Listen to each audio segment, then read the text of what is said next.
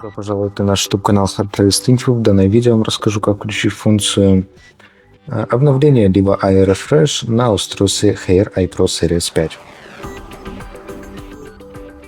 Для этого надо нажать на кнопку iRefresh, и данная функция работает не на всех программах, только на двух программах. И у нас тут, нажимаем данную кнопку, мы можем ее переключать.